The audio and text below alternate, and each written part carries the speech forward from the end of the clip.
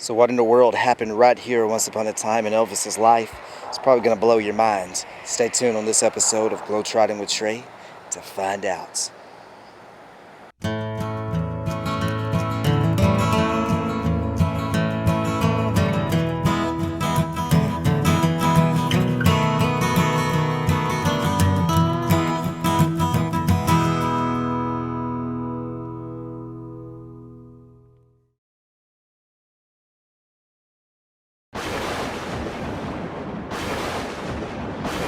So right here on this land, January 1935, right after Elvis was born, he and his mama came to the hospital and stayed at the hospital for a few days. That hospital was right here on that land. Elvis spent his first few days on earth right here in Tupelo, Mississippi. I've done the research. I've talked to some older guys that lived in Tupelo and that knew Elvis, and they told me exactly where that hospital was. It turned into a YMCA later. The YMCA building was right here, but it was like a 20-room hospital, or it was a really small hospital, of course. But it was right there on that land. So let's go walk in this land and know that Elvis was here his first few days on earth here in Tupelo. That hospital building was right here, guys.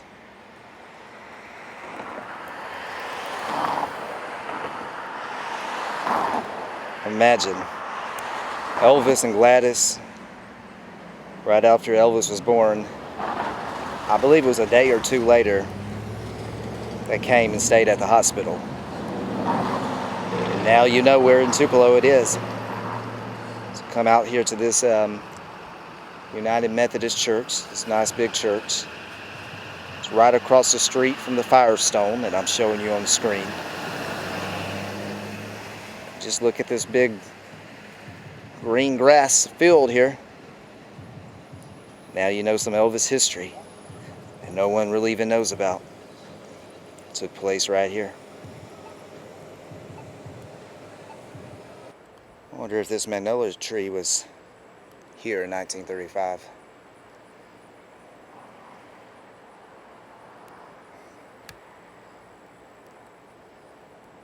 So you never know, guys. Could be old parts of that building.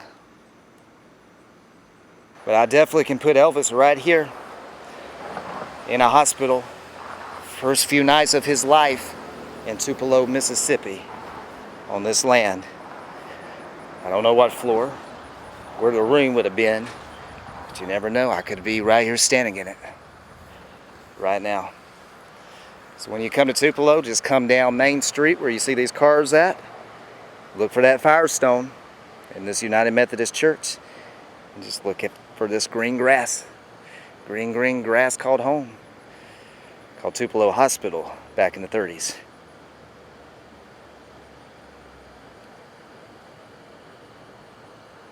I'll have to go back and see, but this building could have been there when this hospital was here. It was just been right next door to it.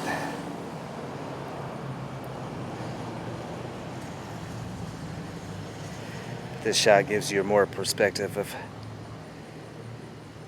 the hospital area. It was not a big building. Like I said, it turned into a YMCA after it was I believe it was like a 20-room hospital. So it was a small hospital. So you can imagine how big that building was. Probably just that area. This was to be his 919th. Alright guys, so this building would have been here, built in 1899, so I'm going to go and pick up an aerial and show you guys. So this helps out with the Elvis story. So here is the aerial that I promised you, and sure enough, there is that church.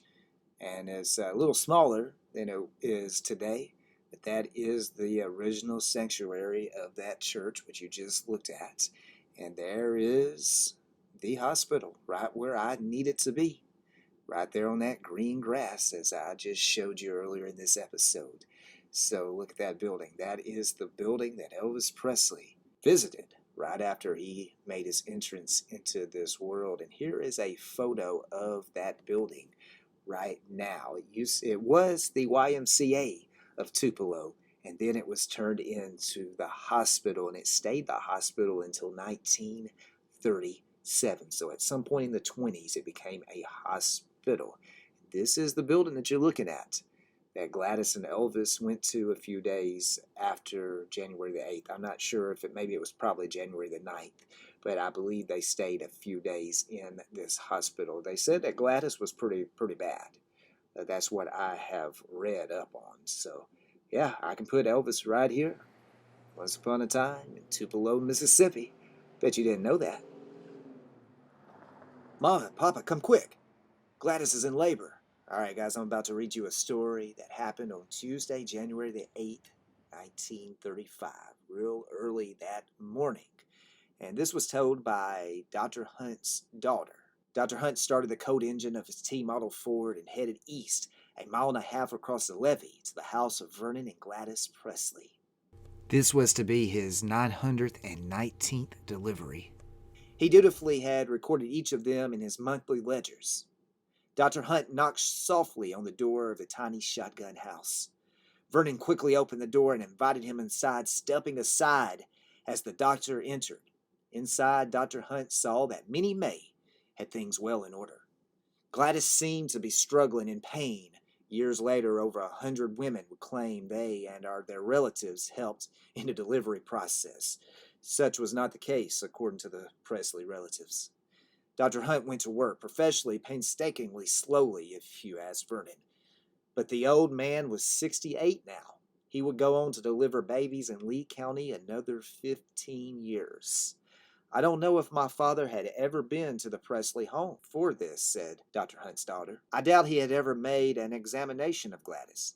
His idea was that nature takes care of those things, and the doctor didn't have to get into it unless he wanted to charge a lot of money. Consequently, Dr. Hunt had no earthly idea Gladys was carrying twins. Even though she had been insisting to family and neighbors for months she would have twins. She had even picked out rhyming middle names, Garen and Aaron, in case they were boys.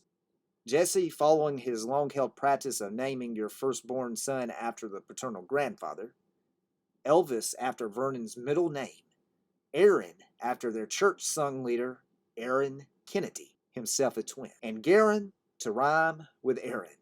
According to Dr. Hunt's record, Jesse Garen was born first, dead. He recorded the time of stillbirth in his ledger at 4 a.m. on January the 8th. He did what he could, gave Minnie May and Gladys instructions, put on his coat, and shuffled slowly toward the door. Wait, Gladys yelled out at him. There's another baby inside. Dr. Hunt paused at that door, turned slowly toward the bed, and said, I think not. I've been delivering babies for years in these parts. I think I know if there was another baby there. There isn't. I'm going back to my office, Gladys. I'll fill out the necessary paperwork on the stillbirth there. Gladys insisted. About that time, the second baby made his presence known. Dr. Hunt slipped out of his warm coat and returned to Gladys' bedside. Sure enough, there was a second baby. Gladys's labor continued another half hour or so. The second baby was born. Dr. Hunt logged the time in his ledger at 4:35 a.m. Back in his office, he would fill out the forms for not one, but two births. First, the stillbirth of the firstborn. He mistakenly spelled the infant's name as Jesse Garion Presley. Next, 4:30 a.m., the birth of the second son.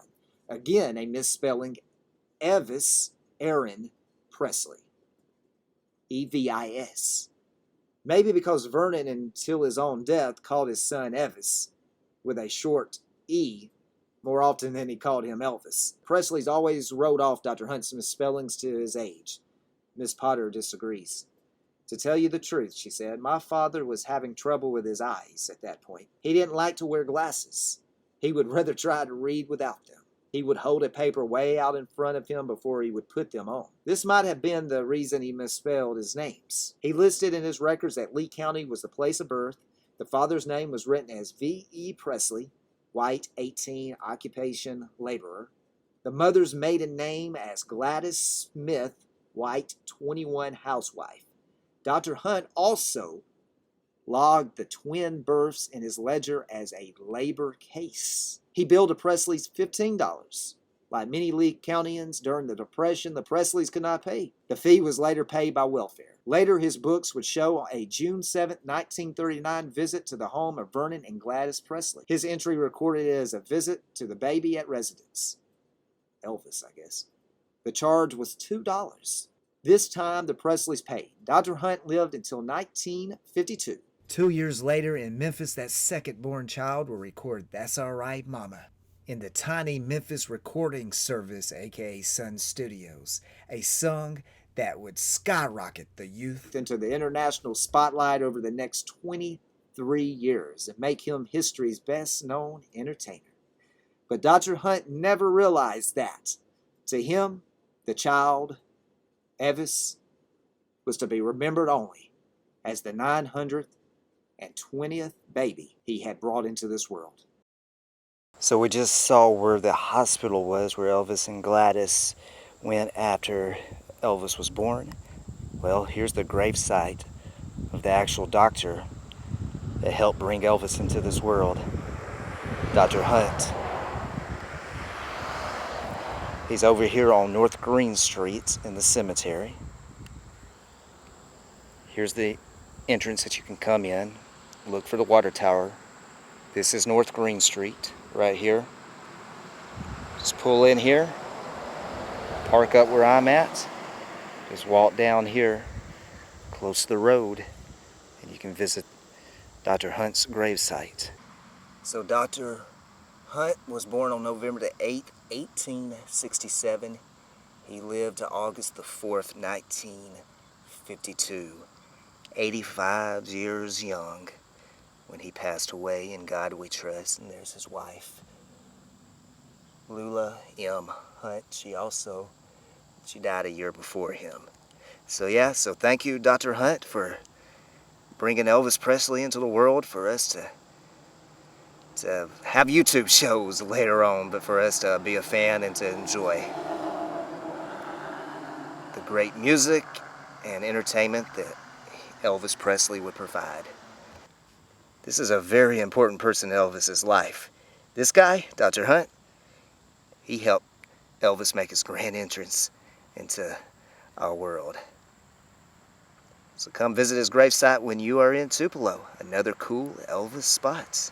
I hope you've enjoyed this episode of Globetrotting with Trey. The Tupelo Hospital that Elvis and Gladys went to after he made his entrance into this world was right here, once upon a time.